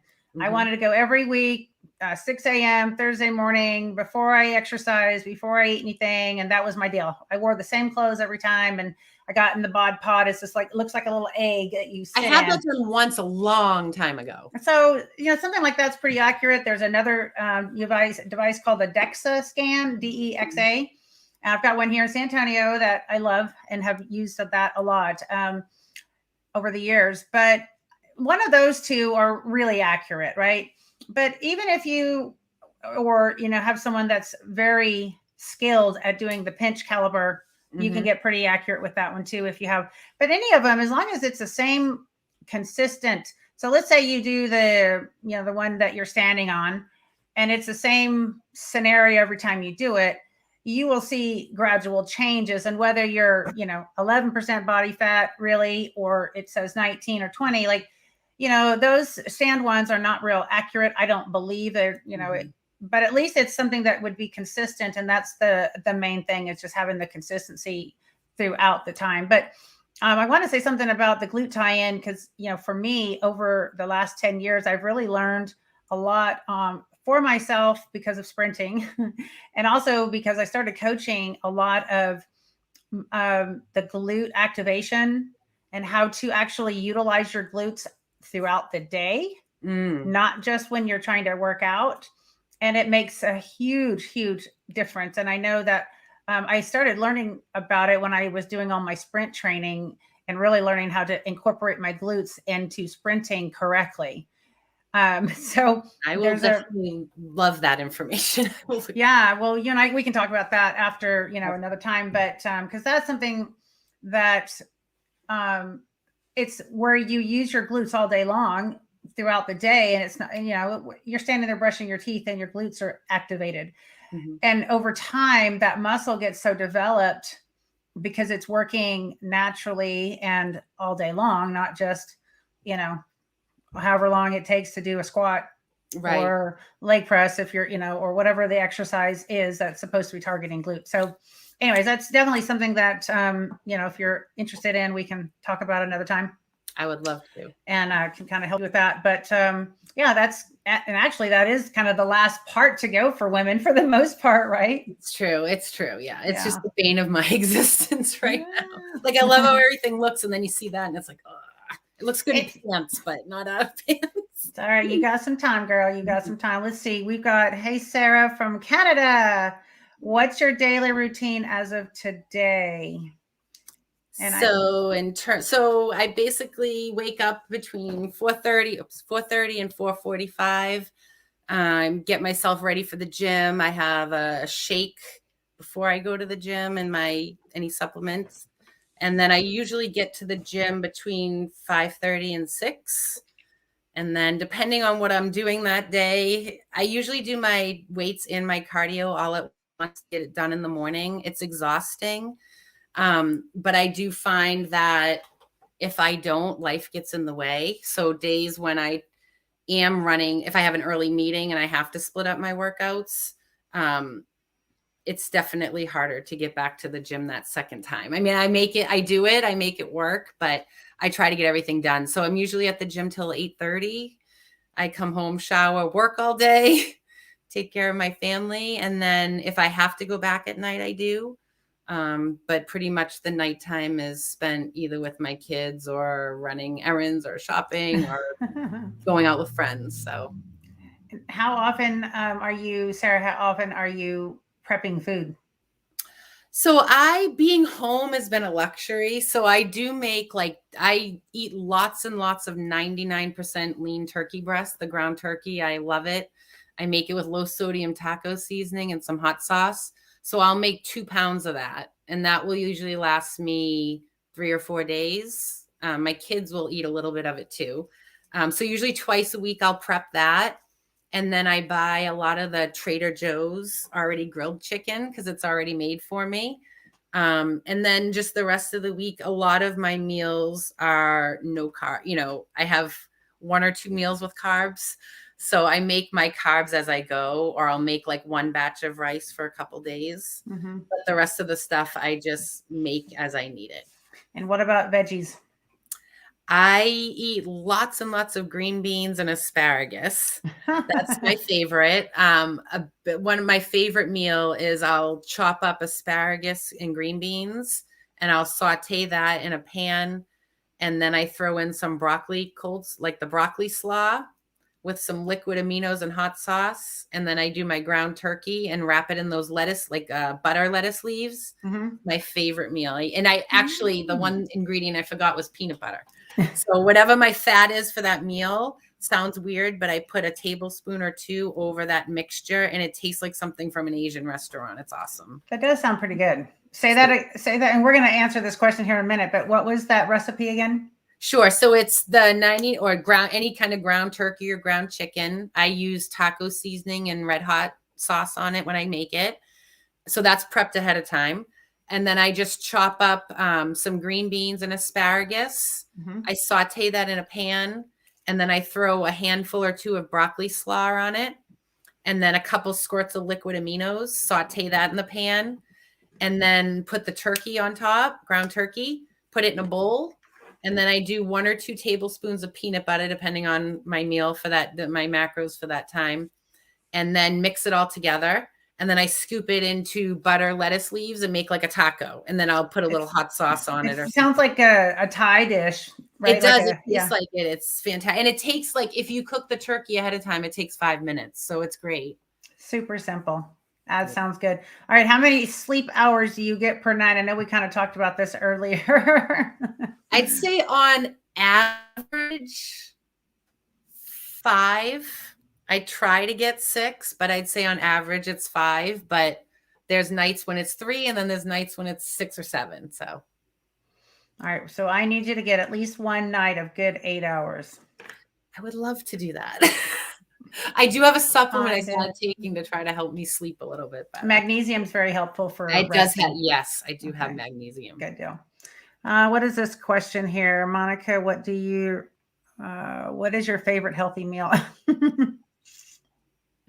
I'm a huge fan of a ribeye and green beans, and I do love sweet potato, and I like to cook it with ghee or coconut oil, and put some salt on it. That's delicious. Yeah, my meal, like when my girlfriend and I go out to eat, I love the Outback. So I'll get the 6-ounce filet, the sweet potato, and the asparagus or the broccoli. Favorite takeout meal. We're gonna be hungry after this. Yes, exactly. Well, I'm so excited for you. And if anyone else has any questions, feel free to ask away here. And I see Sherry Trowbridge is here with us. She's actually from San Antonio here. She goes, I watched Dr. Fung and Barry as well. I think I shared Dr. Fung with her a few months ago. I can't remember. Maybe she knew about him before, but yeah, he's great. Sherry's been doing some of my live workouts over the last year and a half too. So that's awesome. Yeah. Well, okay. So your show is coming up in April. So I'm going to say best of skill for you, girl. And, I'm so excited for what you're doing. And I know you're being a big inspiration, not just to your girls, but to many people around you. And of course, on social media. You want to share with everyone where they can find you on social media? Sure. So right now, I'm on Instagram at FOO _lover 76. I'm a huge Foo Fighters fan. That's what the name. It's not food lover. It's Foo. People that know me know that I have a giant addiction to the Foo Fighters. So that's my current page. I am working on a separate Instagram page when I start my personal training stuff. So I will keep people posted on that. And I'm also working on a YouTube channel where I'll share, information, some workout videos, workout tips, maybe some recipes or cooking videos, things like that. So that will be posted on my Instagram once that's out as well. Very fun. Very fun. And then for anyone that's just joined us, you have lost 105 pounds. Is that correct? That is correct. And how many months now has it been? 16 months. Yep. So I've kind of been stuck at this weight for about a month now. So it took me about 15 months to get down there. But yes. Wow. Oh my God. There you are, girl. That's me. How recent is the picture to the right? That one was in October, like mid-October. See how you can see the glute tie in there? Yeah. That was like early to mid-October, that picture. Is anyone working with you on your posing? No, that's my next step. I need to get somebody to help me with that. All right. Well, that's one of my specialties, just so you know. Oh, there we go. But you can see your back's nice and muscular. Thank you. Yes. Yeah. It's a strong, my upper body's really responded pretty well. It's the lower. Well, your lower body has too. Oh my gosh. Did you see the difference? Your lower body has responded very Yes, well. you can see in my quads. Yeah, the quads are coming along. Everything is responding well, dear. Thank you. Wow, it's crazy to see it like that. Wow. Everything is responding well. You're just, Thank you. being critical because I know you're getting ready for a stage and you want everything done now because we talked about patience. Where's that Yes. tattoo on you, right? Oh, this one. Let's see. We have a couple. There's the patient. I got this one for when I hit 100 pounds too. Oh my My gosh. starting weight. Yep. My reminder. Wow. That is amazing. It's so exciting. I'm just so excited for you. Is there anything else that you'd like, Trish Straps, oops. Is there anything else that you would like to share with our viewers or for future, for anyone listening in later? Is there any encouragement or inspirational information you can share? Sure. First of all, my daughter's here saying hi because she loves you too, my older Oh, daughter. I'd love to see her face if she wants to come around. Come here. So what? Come here. Just say hi. Just peek in, say hi. Hi. Hi. Eating a banana, so she's being healthy. There you go. I guess, like I said before, if I can do it, anybody can do it. Trust me. I mean, I have tried so many times to do it. And I think my message is don't give up. Always believe in yourself. Know that you are worth it. It took me 44 years to get there. But this has changed my life. And it has shown me that if you have perseverance, if you have patience, if you have determination, and you have, faith in yourself, that you can do anything if you put in the work and if you put in the time. It's not going to happen overnight. People look at me and like, oh my gosh, it didn't happen overnight. It took me over a year. And I do say to people, I had a little bit of a base. I do believe in muscle memory. I think that all of my years of working out off and on gave me a little bit of a base to show my results a little quicker than some other people might have. But I think believe in yourself and know that if you want to do it, you'll do it. And you'll find a way to do it. One of my favorite quotes is, if it's important to you, if it's not important to you, you'll find an excuse. If it's important to you, you'll find a way. Right. And I have that as a screensaver sometimes because there's so many times that I could have made excuses and so many reasons that I could have stopped doing it. But I didn't. And I put myself first. And I think for women and mothers, especially, it's really hard to, I think you feel selfish. You have to learn that you are not going to be a good mom or a good wife or a good friend or sister, daughter, if you don't prioritize yourself first. When I prioritized everybody else, I was miserable. And it just made me make a lot of changes in my life to find out why I was unhappy and change those things. So I think the final thing I would say to people is, if you want to embark on this journey, find your why. I talked about it in the beginning, but I have to come back to that because you won't be determined and you won't stay motivated if you don't know the reasons why you're doing it and if they're not important to you. Exactly. That why is very, very, very important. So, and I'm the same way. Like when I work with a client, I always have them write it out. Yes. Why do you want to do this? Because when it gets hard or either something comes up, you need to be able to go back to that. And like you said, it has to be something of substance. It's true. It can't just be like, well, I want to feel better. Like, well, right. We all do. I mean, and then I say, why do you want to feel better? Like if it's a very general excuse, you have to keep saying why and digging into that until you get to the root reason. Yeah. Well, if anybody has questions or, wants to work with me or anything, I'm always happy to answer them. And that's awesome. There's your IG. Are you on Facebook as well? I can't remember. I am. Yeah. It's Sara, Sara, Diorio, Diorio, Hedges, Hedges. So it's a long name, but I am on Facebook as well. Okay. Well, I can't wait to see how things progress for you. I'm here for you too, Sarah. So if there's anything I can ever do to help and encourage you and support, because I know there's some days that just, feels like you can't do another day. And then some days you feel like you can go for hours or years. So yeah, so I'm here for you too. And I'm so excited to have heard your story, and thank you for sharing. What a beautiful transformation. And I know you still, dealing with some pain of losing loved ones. So again, I'm very sorry to hear that. And may God bless you and keep you safe and your daughters. Thank you. And like I said, anything I can do, you've got me on your phone now. I know. I love that. Just send me a WhatsApp.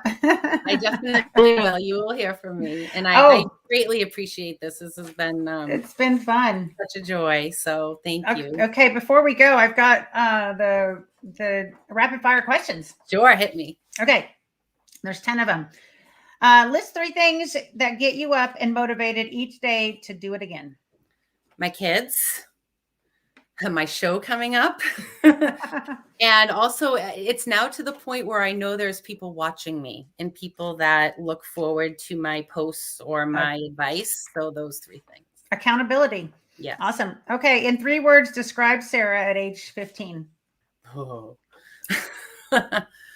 Naive, depressed, lack of self-esteem. Okay. 3 words at your age at 45. Confident, motivated, and finding my happiness. I love it. Okay. What exotic animal do you most relate to? Oh, goodness. I would say a lioness. Okay. I'm very independent. I will protect my children at all costs. And I'm strong like a lion. I love it. List 3 apps you used today. Instagram, Facebook, and Starbucks. And WhatsApp. Yes, I did that too. Okay. Name the name the top 3 things that you've had or have to remind your girls to do every day. Throw away their trash, pick up their laundry from the bathroom floor, and to always do and try their best. Good. Okay. Favorite binge TV or Netflix or whatever is out there now show on or YouTube? So on Netflix, I love Schitt's Creek. I hadn't watched it and I became obsessed. So that is definitely my show. Okay. Yep. And in terms of YouTube, I love watching your stuff, but I also love Fuad's channel. I don't know if you've watched him. Mm-mm. Oh yeah. I don't know he was on Mayhem back in the day too. Okay. But, he's got a great show. You'll have to send me his link so I can check it out. I will. Cool. Okay. If you could have dinner and a few hours to visit with an athlete that you admire, who would it be? Oh, it would have been you. Now that I've met you, let's see. Tom Brady. Okay. I like it. It's fan. Even though he left us, I still love Tom Brady. Tom Brady. Okay. If you could only take one thing to a deserted island, what would it be? My kids. Can I bring my kids? Is that an answer? No, it's just you. We won't. Okay. We know kids would be in there, but one thing, one tool or food item or. I'd bring matches to start a fire. Matches. Okay, good deal. Favorite activities that you like to do with your girls? Or at least one, your favorite. Oh, we love to shop. We definitely love to shop. I do like to go on rides with them. Like we like this time of the year, like go look at Christmas lights or they just like to go. They're at that age now where they just like to go on rides and just see around and talk. That's awesome. Yeah. I like it.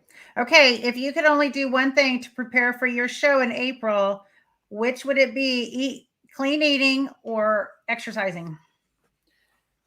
Clean eating. I think diet is 80% of it. I mean, I see that. Like, I definitely know if I have a day or two where I ate off of my plan or I had extra peanut butter or something like that, my body is like a sponge and it shows it right away. I can get away with like not working for a day or two, but if I don't frozen. Oops. Well, I don't know that I am frozen, so hope you guys have enjoyed this. Let's see. Greetings from St. Petersburg, Russia. Oh my goodness, we have someone on here from Russia. That's awesome. A long ways away. Hello. Wow.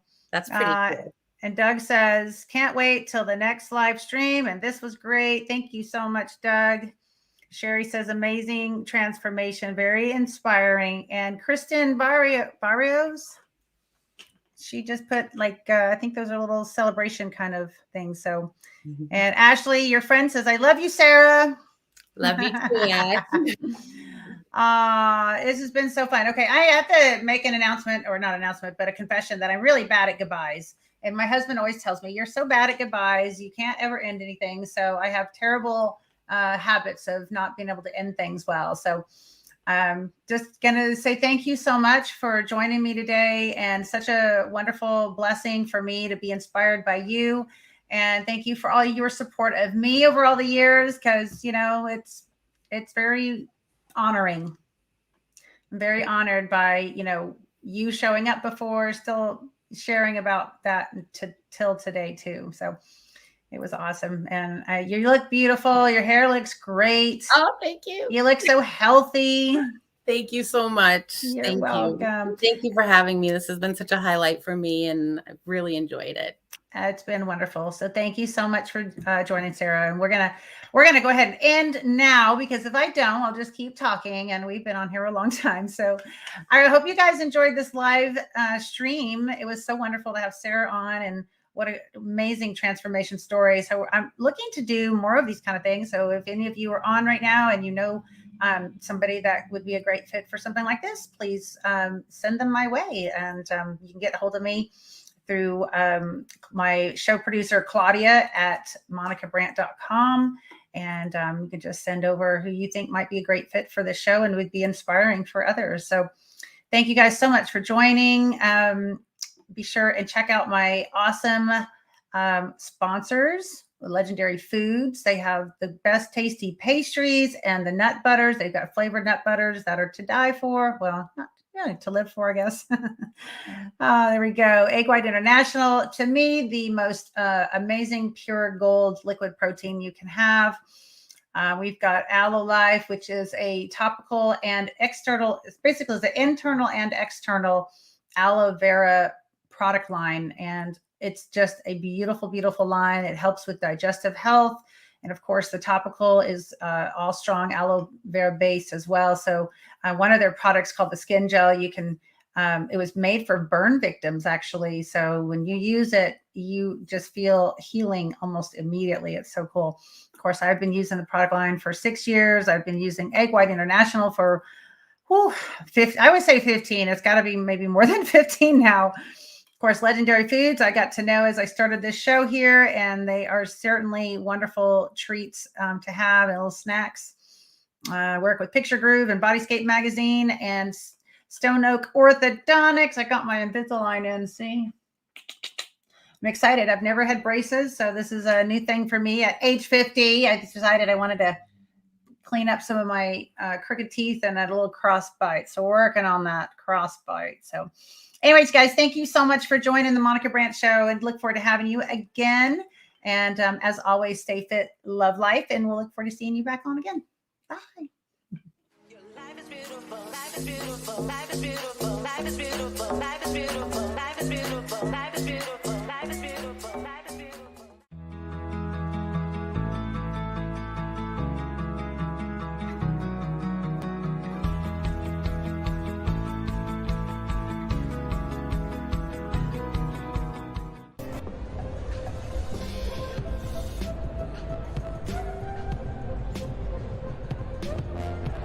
Hey guys, we're super excited to be here at the LA Fit Expo. It's our 3rd year in a row.